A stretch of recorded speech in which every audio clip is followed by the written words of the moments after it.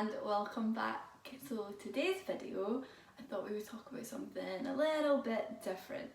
So I thought it'd be fun to just talk about what it's like to be an actor. Because maybe you wondered what it'd be like for someone who's just starting out, so why not make a video about it? So we'll be right back and we'll get into it. So being an actor, or aspiring actor if you want to call it that, it's quite difficult, especially when a lot of people don't think that what you're doing is a real job, or you get people who think that because you're not making big movies in America or have won an award that you're not a proper actress, which I just think is ridiculous, really. So I just wanted to talk a bit about that. Because obviously, if you're acting in even if it's short things, you're still an actor because you're acting in them. Being in Hollywood obviously is a good step in your career, but it doesn't mean that you're only an actor when you reach that point, especially because there is actors and actresses in local things like River City, EastEnders, Coronation Street. They're not massive. Well, they are in the UK, but worldwide, people probably people know about them, but they're not Hollywood stars, but they're still actors. And I still think that for people who are starting out and are in short films, are still actors. So I also wanted to just talk a bit about what it's like trying to get into the industry and stuff like that, and what it's like once you've come out of training, trying to find your feet kind of thing. Because obviously I did my NC, HNC and HND. I'm hoping to still go back and do the degree course because I think that would be good to have that extra bit. I know you don't need a degree to be an actor, you don't need any qualifications to be an actor really, because I know quite a few people who have managed to do it without having any qualifications. But just for me personally, I would just like to challenge myself that way academically, and I think it would just be even better for me to have that extra knowledge and extra training just for me personally. So obviously I did my NC, HNC and HND, and that was right after the other. So I did my NC, then went into HNC and then HND. So I never really had a break, but I had a year out. And it's quite a weird kind of place to be in because you have all these people around you that you can go to all the time if you have any questions. And I'm sure you could still go to them now, but their priority is the students that are there rather than the ones that have already left. So it's kind of a weird space that you find yourself in because you're trying to figure out okay, so I'm no longer in college, I've got to figure this all out for myself now. So then you kind of have to take a lot of baby steps to figure it out. Obviously you get taught things in college of where you can how you can apply for how to get an agent and how to go about getting other jobs and stuff. So obviously I have that knowledge of those things, but it's also just trying to find a way to get jobs without, because you don't need an agent to get jobs. Obviously it's helpful but you still obviously have to do all the hard work as well, trying to find them. It's not their main responsibility to find you work. So it's really difficult to find work that's close by. A lot of it is student films, and I think a lot of student films are so great, and I think a lot of people need to not knock it before they give it a go. And I just think it's a great experience for me to build up my portfolio for showreels and stuff, and to build up my experience with being on camera. We did do an acting class in college, which was one module, so it was in HNC, but I didn't have a lot of experience of being on camera. I have more experience being on stage, so I wanted to push myself out there to get onto student films, to kind of build up that experience of being on camera and just like find my way around that. So I've been in quite a I've been in 3 student films. One was technically like a graduate film, so like it's technically not a student film. And if you've already seen it, it's Invisible Illness. And if you've not seen it, I'll put it in the description so you can check it out. I auditioned for one recently, and obviously like there is a lot of things that you have to take into consideration, that, you know, there is going to be a lot of people who don't come back to you and say like, you're not what I'm looking for. And a lot of the cases just because, you know, they're looking for someone who's maybe a bit taller than you, or they're looking for someone with maybe a different colour of hair, or like they have this image already of what the character's going to be like, and you just might not fit that. It doesn't mean that you're not talented, or that you're not good enough. And I think that's the thing with trying to become an actor, you need to separate those things. Like, just because you never got a role doesn't mean you're not good enough. It doesn't mean you're not talented. It just means you were not right for that part. And I've tried to go for things and like being told like no, and I kind of just like take it in my stride and be like, okay, like that's fine, like we'll just go on to the next one. I don't allow it to affect me and how I move forward, and I think that that's important. And I know that at some point, like if you really want a role and you don't get it, it could maybe like affect you and you like take it personally, and then it kind of makes you like fall backwards a bit and then not go into auditioning as much. But the way that I kind of go about it is, you know, like if I don't get something, I'll try and find something else and go straight into that and just keep the cycle going, because it's also good to keep getting your face out there and to get your name known. And because if you keep getting your face known and like your name known, like and stuff like that, people are more likely to be like, oh yeah, like she wasn't right for that, but she could be good for this other thing that I've got going on, you know. And it's also good to have like a good connection of people, so like go to workshops, like meetings with like people who like have workshops and like do like script readings and stuff like that, because there's a lot of opportunities there, especially because a lot of them are people who are writing their own films or writing a new play or something like that. And if they see you doing one of the workshops and they like what they see, they might ask you to come audition for it. And you know, like that's a good way to kind of network it. And it can be tough, you know, like when you kind of are still trying to figure out where your place is in the industry, especially when you've got to think about like, who is my competition, and not in like a negative way, like a good kind of competition, like, you know, who do I look like who am I in the same category of, like am I a similar actor to this person. I don't feel so far, like I've been trying to figure it out, but like I can't really think of someone that I am the same as or look the same as, so I'm still trying to figure that one out for myself, so that I know, like, because obviously if you already look like someone who's in the industry or the same type of actor as someone in the industry, it'll be a bit more difficult for you to like get there. I'm not saying it's impossible, it's entirely possible, but if you're the same sort of actor, like, well, you know, you're the same, like we could just hire them kind of thing. That's just my view, and I'm not saying that this is all like Bible, you know, but just like not giving up is a main thing, because it's interesting as well actually, because I always I feel like I've always been the type of person who's been typecast, whether it be like in student productions, sort of thing. Like I always get cast as, you know, either like the hippie who's like a bit sort of like alright, and then like, but she's like really nice, and then she sort of shouts, and like, but she's still like, oh yeah, like, oh yeah, like, or like the shy one, the one who's like socially awkward and stuff like that. And it's interesting because like that would always happen, and I feel like there was always that kind of stigma on me of you'll always just play these set parts, you'll not like do other things. And it's interesting because the first student film I did, I played a vulnerable girl who lured her lecturer, or no, her teacher, because she was still in high school, basically trying to pursue him because he'd already been inappropriate to her, so she was trying to like pursue it so that she could record it and like get him in trouble kind of thing, which was awesome. I still haven't seen the footage yet, so I'm really trying to like see it, and I can like hopefully put it in a showreel.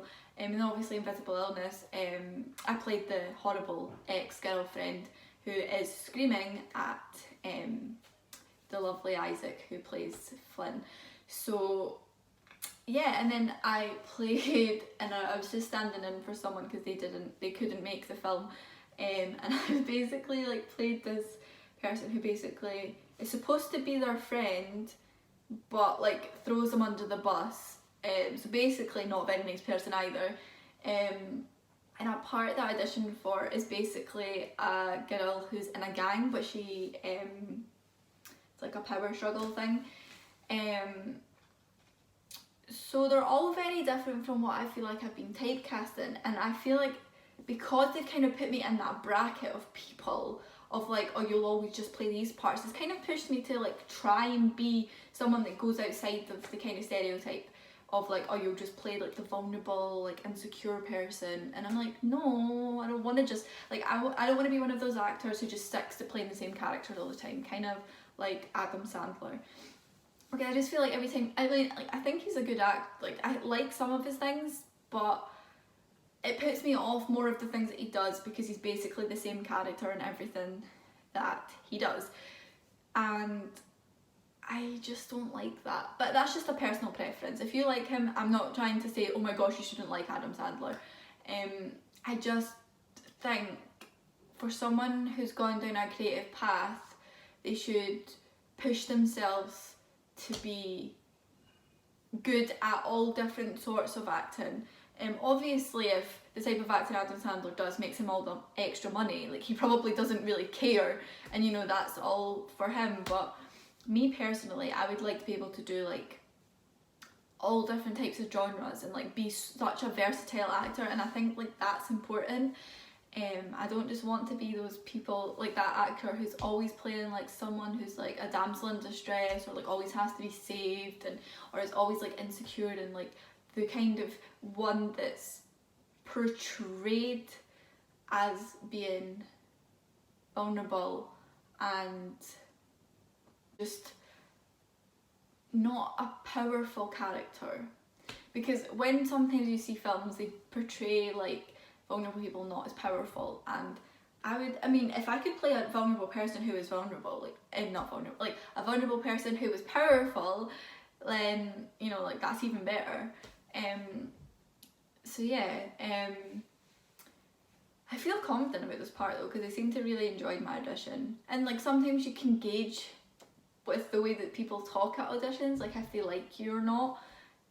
But the thing is, I try not to like hold on to that. I'm like, oh well, they seem to have enjoyed it, you know, but maybe someone else will come along and they might impress them more, just so that, you know, I don't get my hopes up on it and I'm disappointed later on. And even so, like, I still have to hear back from one of the films I got, the series, sorry, that I got shortlisted for, because I don't know, like, I'm not gonna like say like what it's about, because obviously I don't know if I have it or not, but 1,200 people had applied to this, and I originally applied for the main character, but they felt like I'd be better for another character, and sometimes that happens quite a lot, especially in like TV series, or just like series in general. Like, you'll hear a lot about, you know, like a supporting character in like Sabrina or Riverdale or The Vampire Diaries or The Pretty Little Liars or whatever. Like, a lot of the side characters or like the other main characters have all gone for like the main character, but they've been suited for the other roles. And you know, I think that's just what happens. Like, as much as you would like to be like the main character, like sometimes you're just better suited for others. So 40 people for other characters and the main character are the ones that got shortlisted, and I was one of them, which I was honestly really shocked about, because I still personally do not have a showreel. I'm still waiting for a lot of the footage to be sent over to me, and I've already reached out to someone to ask them about all the information about getting a showreel and stuff like that, so I am trying to get one. But the company was actually really nice about it. They were like, you know, you can send a monologue if you would like. And I was like, oh my gosh, like a company that's actually acknowledging that not everyone has a showreel, that they might still be talented to send in a monologue. So I was like, this is great. So I did a monologue, but I did it in 2 different accents. Like I did one in Scottish and then one in English, like an English accent. And I just sent them both away because I was like, you know what, I have nothing to lose here. So then they have something to look off of, like differences. And they seem to have really liked that, I think. So, you know, that's always good. At least I know, like, for future. But there is a thing where a lot of people rely solely on showreels, which I understand. Like, I totally get that, because there's more of, you can see more of a person's skill that way, because you see them in different roles. But I also think it would be good if people could, like, not all companies, but some, like, you know, just until people have got showreels, so just have that option of doing monologues and stuff. Because if they hadn't have allowed me to do a monologue, I mean, I wouldn't have been able to, like, get shortlisted, you know what I mean? And it's the first paid job that I have applied for, so I'm excited. As much as I love doing student films and just like local films and stuff like that, there's only so much as a creative person you can give for free. And you know, like, honestly, like, no word of a lie, if I could just act for the rest of my life, paid, unpaid, I would do it. Like, I'm not really in the acting industry to earn money. Like, I do acting because I enjoy it, I love it, I'm passionate about it. It's not about that for me. Obviously that is an added bonus if it happens, but you know, you've got to try to kind of find a balance between, you know, like, I feel like I'm ready to be, like, taken more seriously, and go in for, like, paid roles. Obviously it's a bit more difficult, so I just need to continue to do, like, short films and stuff until I can get the showreel and everything built up. And I don't mind that, like, I love them, and like, so many, like, especially because, like, I think people forget, like, people who are, like, aspiring, like, filmmakers as well, like, if they have you in something they've started out on and they, like, remember you and, like, they get bigger and, like, they want you to work with them again, like, it's all about who you know as well. So I definitely think doing, like, you know, like, student films and stuff like that is a great way to, like, build up a network too, because they could always be, like, big in the film industry, and it's all about, like, helping each other too, you know. But yeah, so I don't have any auditions coming up. Well, I mean, I do, like, for college and stuff, or, like, acting school. I actually need to fill in that application form and send it back. I've not done that yet, so this has reminded me. Yeah, like, sometimes it can be hard to find auditions. A lot of people use, like, acting groups on Facebook. I am also subscribed to Star Now, because obviously I have explained before in a video where you need to have Spotlight to get paid jobs, but you need to have paid jobs to get Spotlight. And the only loophole through it is if you've, like, graduated from, like, a degree course. And you also need to make sure you're, like, a member of Equity, which I still need to do, because, you know, if something goes wrong or you get treated badly, or, like, they just drop you, like, from, like, a project, they can, like, intervene and, like, help you with it all, kind of thing, because they're a union. And they're there to help and stuff like that. Whereas if you're not part of it, they can't really do much. So I need to get onto that too.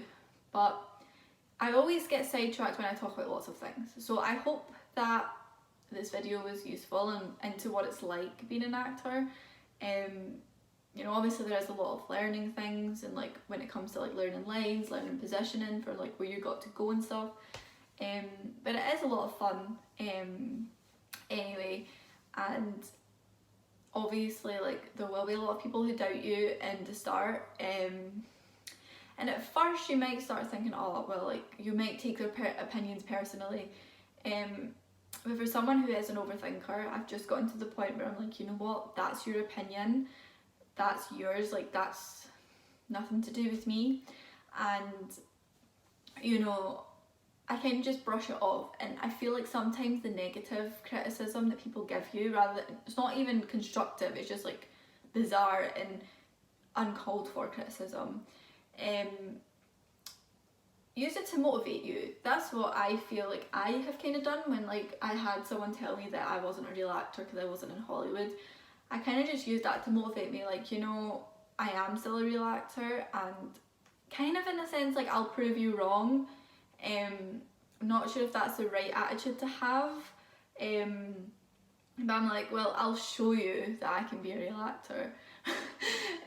But no, like, there is no such thing as like you have to be in Hollywood to be like a real actor.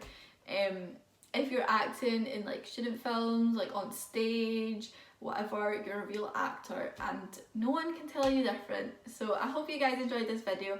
Thank you so much for everyone who's been subscribing, liking my content and commenting and supporting this channel. We're nearly at 100 subs and I can't wait. So thank you guys so much, and I'll see you on the next one. Bye!